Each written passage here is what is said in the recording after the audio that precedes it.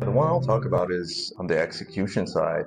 There's a lot of very innovative integrators out there that are doing a great job just putting these systems together, as opposed to 5 years ago or 6 years ago, to where when you wanted to execute a battery project, you would need to go out to the market, contract for your batteries, contract for your inverters, and then connect with a system integrator that would put it all together.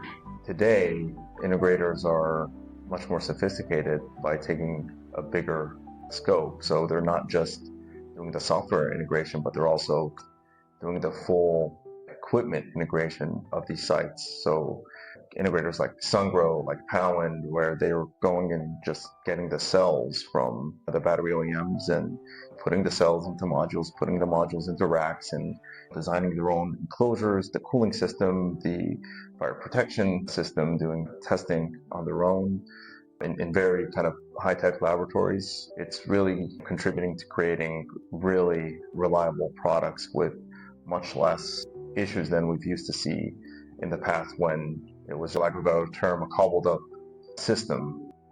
So I think that's going to continue to make it easier for investors and developers to kind of execute projects without a lot of complications. Energy storage technology itself has come a long way in the last 3 to 5 years, and it's much more mature from a deployment perspective.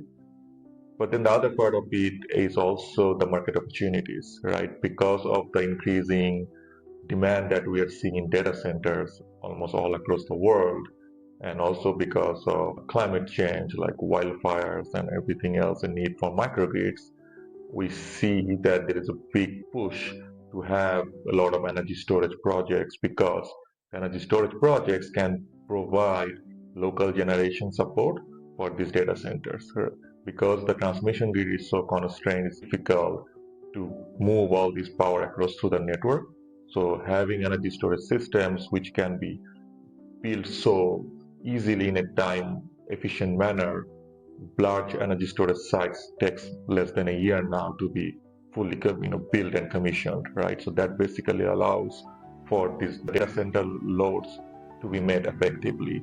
And the good thing about the energy storage assets are like they can be used simultaneously for multiple different use cases. So for a data center, it can support the data center loads whenever during a grid outage, but then also it can help participating in different revenue streams available from the power grid in the form of energy arbitrage, any kind of transmission or distribution upgrade referral, so different kind of revenue stream that it can tap onto.